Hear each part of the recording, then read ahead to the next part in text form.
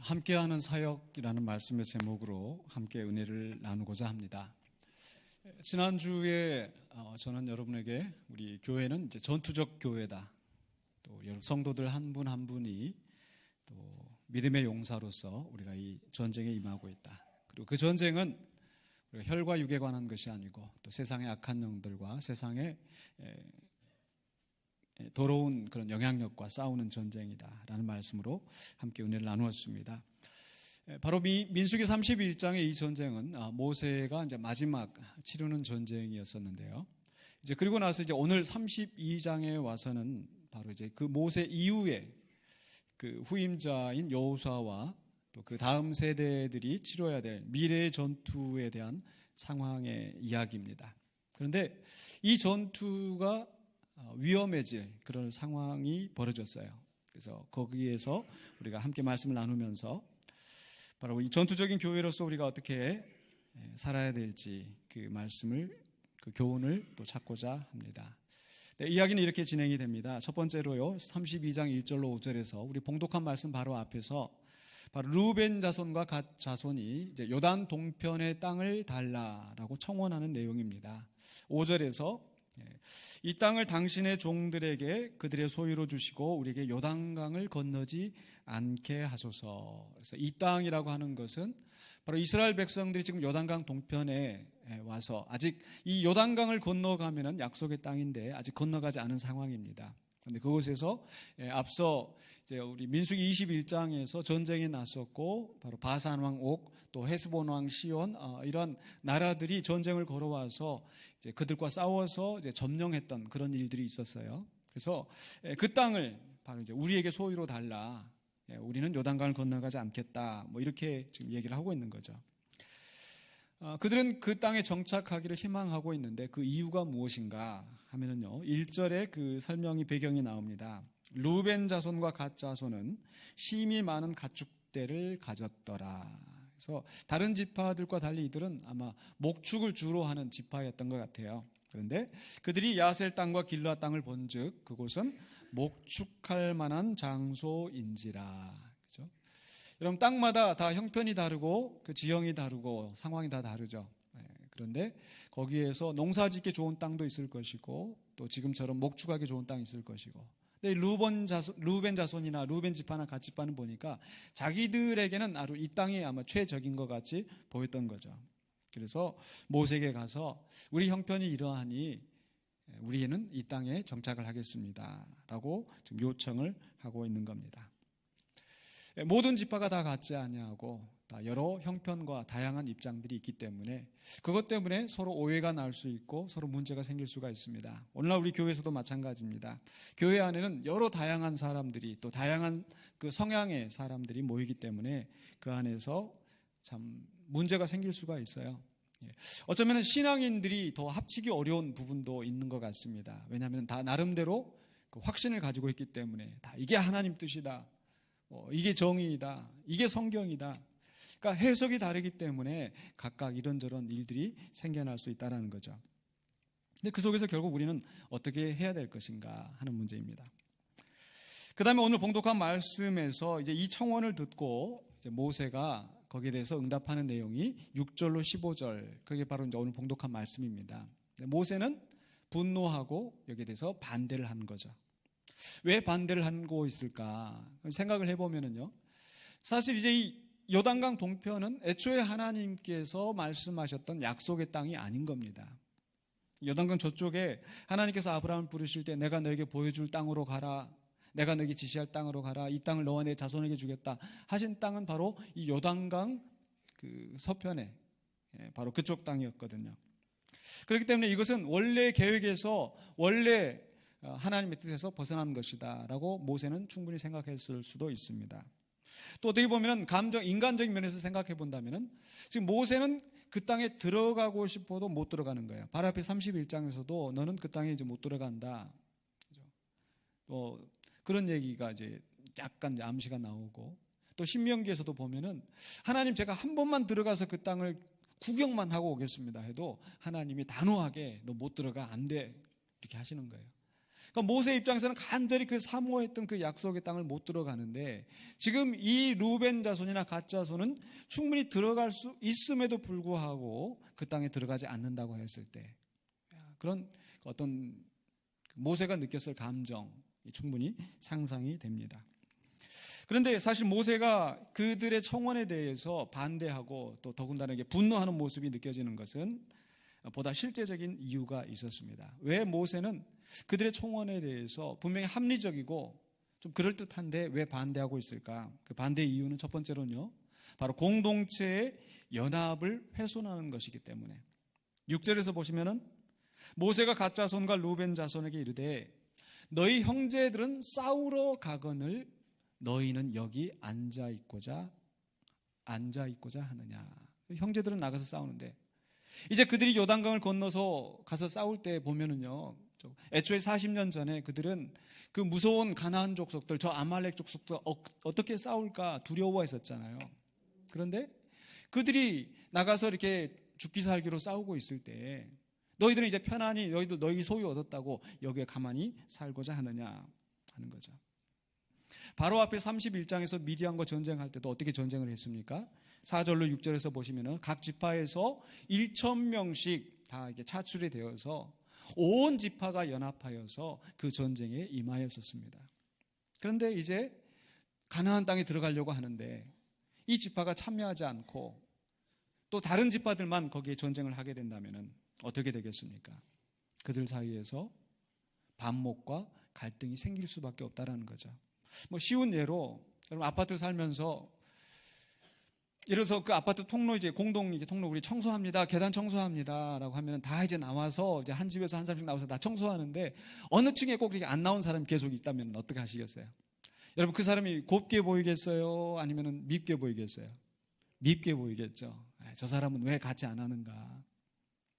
바로 그런 겁니다. 한 연합, 한 공동체가 돼야 되는데 나가서 싸우고 있는데 그들이 가만히 앉아 있다면 결국 좋을 수가 없다는 거죠. 여러분 사람이랑 참 희한한 게 이렇게 함께 할 때 힘이 나는 거예요. 혼자 막 고생하고 있다 생각하면 억울하고 분이 나고, 그러나 함께 할 때 힘이 나는 거. 그것을 우리는 시너지라고 얘기를 하죠. 에너지에다가 합쳐지는 1 더하기 1은 그냥 2가 아니라 플러스 알파가 더 이루어지는 그 시너지 효과가 날 수 있다는 겁니다. 근데 반대로 그게 빠져버렸을 때 오히려 1 빼기 1은 1이 아니라 그 이상 영향력이 있을 수 있다는 거죠. 그런데 사실 단지 그들 간의 연합이 훼손되는 것뿐만 아니라 보다 더 큰 위험이 있음을 모세는 경고하고 있습니다. 그래서 반대의 이유 두 번째는 무엇입니까? 바로 공동체 전체가 실족하게 될 수 있다는 거죠. 단지 그들만 빠져서 그들만 의 문제에서 끝나는 것이 아니라 남은 지파들에게도 영향력을 미친다라는 겁니다. 7절에 너희가 어찌하여 이스라엘 자손에게 낙심하게 하여서 여호와께서 그들에게 주신 땅으로 건너갈 수 없게 하려 하느냐. 그러니까 그들이 가지 않는 것을 보고 야 우리가 다 가도 모자랄 판에 저 사람들 빠지고 나면 왜 우리는 거기 가서 죽기 살기로 싸워야 되겠느냐, 이런 생각이 들 수도 있겠죠. 사기가 꺾이게 되고 또 우왕좌왕 흩어지게 되고. 도미노라는 것에 대해서 여러분 아시겠죠? 도미노 현상이다. 벽돌 같은 거 이렇게 여러 개 쌓아놓고 하나가 딱 무너지면은 그 다음 것이 이게 도미노 현상입니다. 충분히 그런 위험성이 있고 이미 그런 일들을 겪었어요. 민수기 11장에서 계속해서 우리가 민수기 말씀을 나누고 왔는데요. 민수기 11장에서 바로 그 섞여 사는 다른 인종들이 먹을 것이 없다고, 충분하지 않다고 원망을 품었더니 그게 어떻게 됐어요? 이스라엘 사람들도 그 원망을 품다가 같이 그 형벌, 심판을 당하지 않았었습니까? 그냥 내가 원망하고 불평하는 것이 거기에서만 끝나는 것이 아니라 다른 사람에게 나쁜 영향력을 미쳐서 하나님의 심판을 다 받게 된다는 거죠. 그런데 그보다 더 결정적인 사건이 바로 가데스 바네아 사건입니다. 오늘 모세가 본문 속에서 그들에게 지금 꾸짖고 있는 내용이 바로 그거죠. 바로 32장 8절로 9절에서 너희 조상들도 내가 가데스 바네아에서 그 땅을 보라고 보냈을 때 그리하였었나니 그들이 에스골 골짜기에 올라가서 그 땅을 보고 이스라엘 자손을 낙심하게 하여서 여호와께서 그들에게 주신 땅으로 갈 수 없게 하였었느니라. 바로 40년 전에 왜 그들이 지난 40년 동안 광야에서 방황하고 그 백성들이 그 땅에 들어가지 못하고 죽게 되었었던가? 바로 그 너희 조상들이 그 땅을 정탐하라고 들여보냈더니 그 정탐하고 온 사람들이, 그 시찰자들이 와서 하는 얘기가 그 땅은 거민을 삼키는 땅이다. 보니까 그 성들은 높고 성벽은 높고 그들은 장대해서 우리가 도저히 그 땅을 차지할 수 없다. 하나님의 뜻은 그 땅을 정복하고 그곳에서 하나님의 나라를 세우시는 것인데 이들은 단지 인간적인 계산으로 우리는 차지할 수 없다. 애굽으로 돌아가자. 10명이 그 보고를 하였는데 문제는 그 회중들이 그 부정적인 보고를 듣고 하나님의 뜻을 거슬러서 그 땅에 들어가지 않겠다. 바로 그 책임이 누구에게 있어요? 그 10명의 그 지도자들이 그 백성을 낙심하게 하였다라는 겁니다.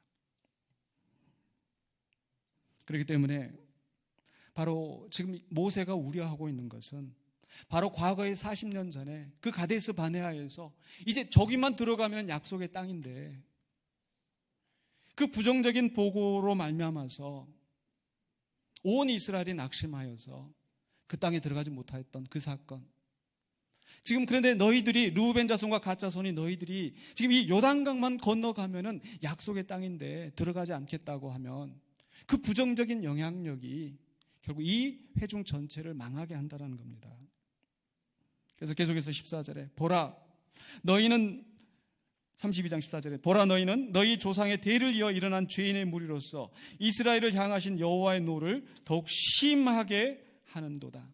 계속해서 15절에 너희가 만일 돌이켜 여호와를 떠나면 여호와께서 다시 이 백성을 광야에 버리시리니 그리하면 너희가 이 모든 백성을 멸망시키리라. 겨우 40년 지나서 하나님이 작정하셨던, 하나님이 심판하셨던 그 40년이 겨우 지나서 약속에 들어갈 판인데 또다시 이 백성을 낙심하게 하여서 그 땅에 들어가지 못하고 이 땅에서 멸망하게 하느냐. 바로 너희가 이 회중을 멸망하게 하는 것이다.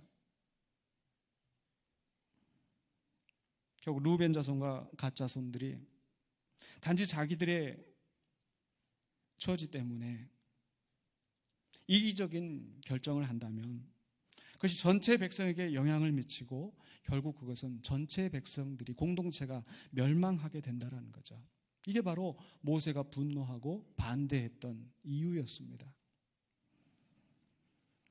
그러나 그 이후로 이제 16절부터 32절까지 보면은요, 이 르우벤 자손과 갓 자손이 다시 한번 청원을 하면서 모세에게 약속을 하는 내용이 나옵니다. 그들이 약속하기를 32장 16절에서 계속 보면요, 그들이 모세에게 가까이 나와 이르되 우리가 이곳에 우리 가축을 위하여 우리를 짓고 우리 아이들을 위하여 어린 아이들을 위하여서 성읍을 건축하고 이 땅에 원주민이 있으므로 우리 어린 아이들은 그 견고한 성읍에 거주하게 한 후에 우리가 이 땅을 차지하고 정착하는데 거기서 끝나는 것이 아니라 지금 당장에는 지금 원주민들이 있어서 이들이 언제 또 위협을 당할지 모르니까 성읍을 건축하게 해서 안전하게 살게 한 다음에 그 다음에 뭐예요? 17절 후반부에서 우리는 무장하고 이스라엘 자손을 그곳으로 인도하기까지 그들의 앞에서 가고 우리가 지금 싸움을 안 하는 것이 아니라 우리도 함께 가서 앞에서 먼저 솔선수범해서 가서 싸우겠습니다. 뿐만 아니라 이스라엘 자손이 각기 기업을 받기까지 우리 집으로 돌아오지 아니하게 싸우며, 싸움을 하다가 싸움이 길어지면 아이고 우리 식구들은 어떡하나 염려가 돼서 돌아오면 어떻게 되겠어요? 그것도 안 되겠죠. 그래서 바로 이 정복 사업이 완수될 때까지 결코 우리는 중도에 포기하지 않고, 그러니까 가장 선두에 가서 우리가 그 일을 하고 가장 마지막까지 끝까지 우리는 그 사명을 다하겠습니다. 바로 모세가 우려했던 것, 이 공동체의 연합을 훼손하고 공동체를 실족하게 하여서 하나님의 뜻을 이루지 못하는 것에 대해서 이 르우벤 자손과 갓 자손은 비록 우리가 형편이 달라서 이곳에서 지금 머무르기를 원하지만 그러나 우리에게 주어진 사명은 우리가 끝까지 감당하겠습니다 라고 의지를 표명하는 거예요. 뿐만 아니라 계속해서 19절에 이들이 말하기를 우리는 요단 이쪽 곧 동쪽에서 기업을 받아 싸우니 그들과 함께 요단 저쪽에서는 기업을 받지 아니하겠나이다. 자기의 유익을 구하지 않는 겁니다. 우리는 가서 싸우겠지만 싸웠다고 해서 그럼 우리는 여기에서도 또 몫을 주고 그렇게 하지 않겠다라는 거죠. 이렇게 이들이 청혼을 했었을 때 모세가 드디어 20절에서 허락을 합니다. 조건부로 허락을 하죠. 20절입니다. 32장 20절에 모세가 그들에게 이르되 너희가 만일 이 일을 행하여 무장하고 여호와 앞에서 가서 싸우되 너희가 다 무장하고 여호와 앞에서 요단을 건너가서 이 말씀 여러분 유심히 살펴보면요. 아까 18절에서 지금 이 르우벤 자손과 갓 자손이 누구 앞에 간다고 그랬어요? 그들의 앞에서 가고 우리는 형제들의 앞에 가서 싸우겠습니다 라고 했었는데 지금 모세가 그들에게 지금 하는 말은 누구 앞에 가서? 여호와 앞에서 가서 싸우되 여호와 앞에서 요단을 건너가고 무슨 얘기입니까? 이것은 단지 이스라엘 백성, 이스라엘 그 형제들만을 위한 전쟁이 아니라 이것은 하나님의 전쟁이고 하나님의 사명이라는 거죠. 그래서 그들이 요단강을 건너가서 싸우는 것은 하나님을 위한 전쟁이라는 거룩한 소명이라는 것을 지금 상기시키고 있는 겁니다. 단지 사람을 위한 것이 아니라.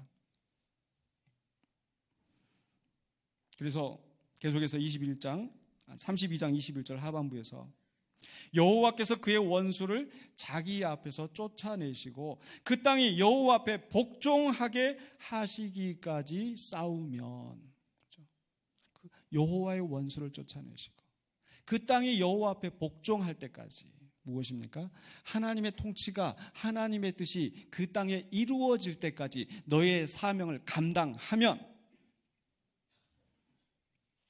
여호와 앞에서나 이스라엘 앞에서나 무죄하여 그것은 너희가 여호와 앞에 죄를 짓는 것도 아니고 형제들에게 죄를 짓는 것도 아니고 문제가 해결되는 거예요.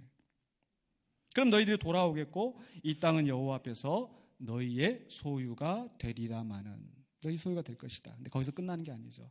근데 만약에 그렇게 하지 않는다면 어떻게 된다고요? 계속해서 23절에 너희가 만일 그같이 아니하면 여호와께 범죄함이니 너에게 주어진 사명을 감당하지 않을 때에 그것은 형제들에게 죄를 짓는 것이 아니라 여호와께 죄를 짓는 것이다. 여호와께 범죄하는 것이다. 너희 죄가 반드시 너희를 찾아낼 줄 알라.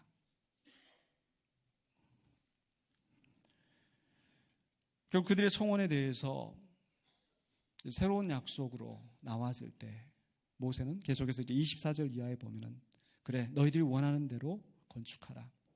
내가 너에게 원하는 조건은 이것이다. 너희도 무장해서 나가서 함께 싸워라. 하나님의 뜻을 이루어라. 하나님의 전쟁의 그 사명을 감당해라.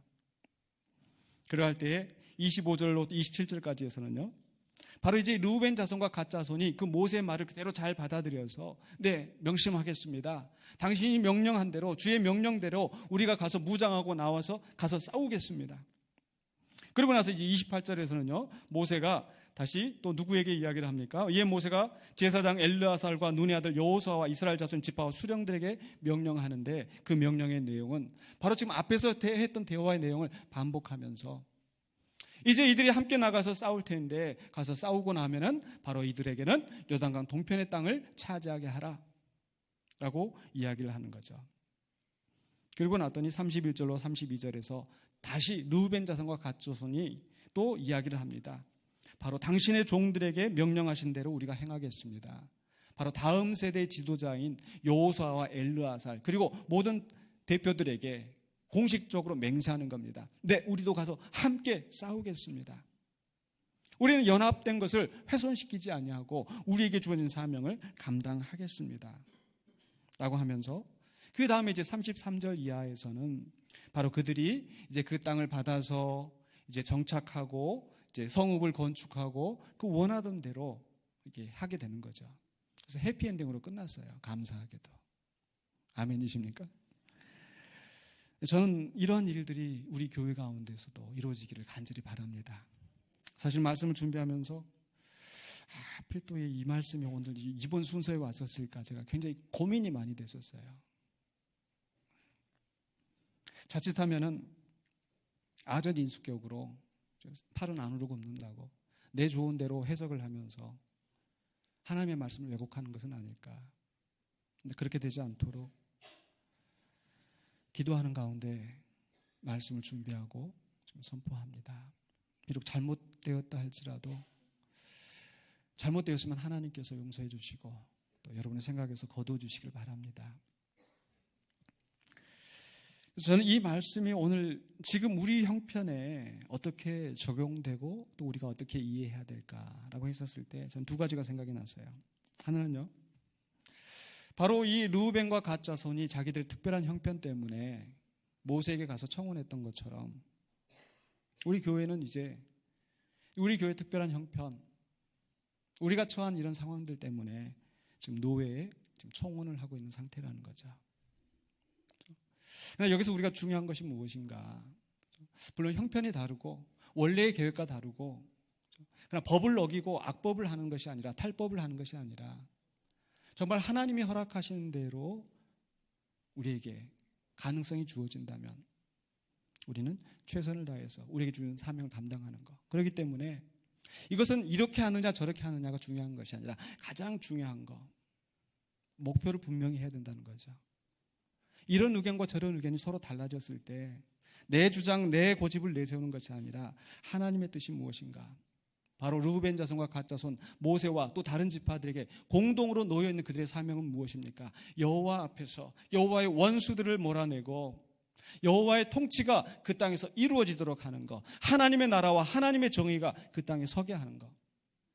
바로 이것을 위해서 우리는 청혼할 것은 청혼하고 또 우리가 포기해야 될 것은 포기하고 그렇게 해야 될 줄로 믿습니다. 두 번째로는요, 바로 이 공동체 안에서의 문제입니다. 서로 다른 의견이 있을 수가 있어요. 다른 판단이 있을 수가 있어요. 어떤 사람은 빨리 가기를 원하고 어떤 사람은 천천히 가기를 원하고 어떤 사람은 산으로 가기를 원하고 어떤 사람은 바다를 가기를 원하고 그렇죠? 여러 목소리들이 서로 어우러지도록 하나님께서 몸에 여러 지체를 주셨던 것처럼 우리가 각자 다양한 성향들을 주셨고 다양한 생각들을 주셨어요. 그 속에서 우리가 함께 협의하고 합의하는 가운데서 우리가 나아가는데 거기에서도 제일 중요한 것은 무엇입니까? 바로 우리에게 주시는 공동의 목표가 무엇인가? 하나님이 우리 교회를 세우신 목적이 무엇인가? 하나님이 우리를 구원하시고 우리를 부르신 목적이 무엇인가? 바로 그 공동의 목표를 생각해야 된다는 겁니다. 우리 교회는 먹든지 마시든지 주의 영광을 위하여서 사람의 유익을 구하는 것이 아니라 하나님의 영광을 위하여서 우리 교회가 세워졌고요. 또한 우리 교회 주부에 현재 우리에게 있는 것처럼 우리 교회는 하나님의 나라와 의를 이루는 공동체, 이 땅 위에서 그리스도의 복음이 선포되어지고 이 땅에서 하나님의 뜻이 이루어지는 바로 그 일을 위하여서 우리 교회가 존재한다는 거죠. 그렇기 때문에 그 목표를 위하여서 목표에 초점을 맞추어서 우리가 나아가기를 원합니다. 사소한 부분에 있어서 조금 다를 수가 있어요. 때로는 우리에게 채워지지 않는 부분이 있을 수가 있습니다. 우리가 민수기 말씀을 계속 묵상해 오면서 먹을 것이 없다, 왜 마실 물이 이러냐, 결국 그 불평이 사람들을 넘어뜨리게 하는데 내 욕심, 내 생각을 내세울 것이 아니라 하나님의 뜻이 무엇인가. 때로는 목회자에게도 잘못된 부분이 있을 수가 있습니다. 분명히요. 민수기 12장에서 우리가 봤잖아요. 모세가 구스 여인을 여자로 취하였더니 왜 그렇게 했는지 비방하는 거. 결국 그것이 말씀의 본질에서 벗어나는 것인지 좀 그것을 생각해 볼 필요가 있지 않을까요? 그렇다고 해서 저는 모세고 저를 반대하는 사람, 그런 뜻이 아니라 저의 초점은 하나입니다. 사람을 위한 것이 아니라 하나님의 우리를 부르신 그 소명 목적이 무엇인가를 우리가 분명히 해야 된다는 거죠. 그런데 서로 다른 입장, 다른 의견을 가지고 서로 큰소리 나고 그 결과가 결국은 공동체 전체를 훼손하게 하고 믿음이 약한 자들을 실족하게 하고 어린 영혼들을 방황하게 하고 지금도 그 얘기를 들어요. 몇 년 전에, 오래전에 우리 교회에서 다투었던 그 일들 때문에 아이가 실족해서 지금도 주님을 떠나서 돌아오지 않고 있는 그런 얘기를 듣고요. 그게 어디 한두 가지 이야기겠습니까? 그래서 적어도 우리 교회의 중진들이라고 한다면 내가 하는 이 말이, 내가 하는 이 행동이 믿음이 약한 자들에게, 새신자들에게 어떠한 영향을 끼칠 것인지, 혹시 낙심하게 하여서 그들 신앙에서 벗어나게 하는 것은 아닌지, 그건 저에게도 하는 말씀이고요. 어른들의 다툼이, 집에서 아버지와 어머니의 다툼이 아이들에게 큰 상처를 주고 그 인격의 형성에 큰 장애가 되게 하는 것처럼 교회 중진들의 문제가, 교회 재직들의 갈등이 어린 심령들에게 큰 실족함이 될 수 있다는 것. 그렇기 때문에 우리는 공동의 목표를 바로 하고 그 목표를 이룸에 있어서 서로 의견이 달라 할지라도 서로 합의하고 협의하고 하는 가운데 우리가 함께 나가길 원합니다. 우리는 분명히 전투적인 교회입니다. 그 전투는 우리 안에서 싸우라는 것이 아니라 세상의 악한 영들과 싸우고 생명의 복음을 전파함으로 말미암아서 죽어가는 영혼들을 구원하고 하나님의 나라와 그리스도의 나라가 바로 이 군산 지역에서, 전라북도에서, 이 땅에서 이루어지도록 우리의 사명을 감당해야 되는 거죠. 그렇기 때문에 설사 우리에게 다른 의견, 다른 사정이 있다 하더라도 그것이 하나님의 나라와 의를 해치는 것이 안 되도록, 공동체의 연합을 훼손하고 공동체가 실족하는 일이 되지 않도록 우리 모두가 노력해야 되겠습니다. 저는 그 목표를 위해서 저도 저에게 주어진 사명을 감당하려고 합니다. 물론 저에게 부족한 점이 많이 있습니다. 지난주 공동회의 시간에 제가 말씀드렸던 것처럼 저의 개인적인 형편 때문에 감당하지 못하는 부분이 있고요. 그건 처음부터 지금까지 계속 제가 말씀드렸던 부분이고, 그러나 저에게 주어진 사명, 제가 우리 영광교회 부르심을 받았을 때 바른 말씀 선포해달라. 저는 그것 때문에 사실 여기 왔습니다. 물론 인간적으로 여전히 부족한 것이 많이 있는 거, 한계가 있는 거 충분히 압니다. 그러나 어떤 것이 우리가 정말 가야 될 길인지 함께 우리가 그 공동의 목표를 향해서 함께 나아가기를 원합니다. 거기에 제가 부적합하다면 하나님께서 저를 끌어내리시기 원합니다. 그러나 그것이 본질적인 것이 아니라면, 정말 우리 교회가 나가는 방향이 확실하다면 거기에 우리가 함께 하는 사역을 이루었으면 좋겠습니다. 때로 그냥 너무 심각해져서 그냥 우스갯소리로 진짜 있었던 이야기이기도 하고요. 어떤 교회에서 제가 겪었던 일이에요. 이 목사가 머리가 뭐냐, 2대 8로 이렇게 가르 좀 이렇게 정결하게 좀 이렇게 해야지 그래야 목사답지. 결국 그 교회는 청빙 투표가 통과되고 3분의 2가 통과되고 했는데 모르겠어요. 머리를 비롯해서 여러 가지 다른 이유 때문에 계속 분란이 심해져서 노회에서 허락을 해주지 않아서 결국 사실 부결돼서, 그게 바로 우리 군산 영광교회 오기 바로 직전의 상황입니다. 서울에 한 1000명 정도 모이는 교회. 정말 본질이 무엇인가를 우리가 다시 돌아보자는 거죠. 저는 제게 주어진 사명이 무엇인가, 교회의 본질이 무엇이고, 바로 예수님께서 말씀하셨던 것처럼 마태복음 28장 19절로 20절에서 그러므로 너희는 가서 모든 민족을 제자로 삼아 아버지와 아들과 성령의 이름으로 세례를 베풀고 내가 너에게 분부한 모든 것을 가르쳐 지키게 하라. 저는 이 말씀 붙잡고 주님이 나를 어디로 보내시든지 거기에 가서 이 사명 감당하겠습니다. 그 사명감으로 왔고요. 또한 우리 성도들에게도 같은 비전을 가지고 내게 무엇이 유익한가가 아니라 나를 통하여서 하나님이 이루실 일이 무엇인가. 오늘 우리 찬양 속에서 우리가 고백했던 것처럼 교회가 교회되고 예배가 예배되고 우리를 통하여 하실 일, 하나님의 선하신 뜻이 우리를 통하여서 이루어지는 그 일에 초점을 맞추고 우리가 함께 나가기를 원하는 것입니다. 함께 하십시다.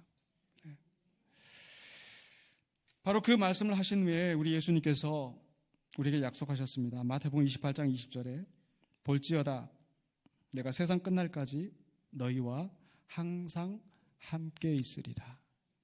그 사명을 맡기고 그래 너희들은 가서 열심히 해라. 나는 하늘나라 올라가서 나는 하나님과 함께 그냥 있겠다. 편하게 그렇게 말씀하지 아니하시고 세상 끝날까지 너희와 항상 함께 있으리라. 그렇기 때문에 저는 우리가 우리의 사명을 바로 알고 주님이 주신 우리의 사명 모든 족속을 제자로 삼아 바로 예수께서 우리에게 가르치신 것을 가르쳐 지키게 하는 이 사명을 감당할 때 주님께서 우리와 함께 하실 줄로 믿습니다. 그리고 그 사명에 낙오자가 없이 방관자가 없이 다 함께 그 사명을 이루어가는 저와 여러분이 되시기를 주의 이름으로 간절히 축원합니다. 기도하겠습니다.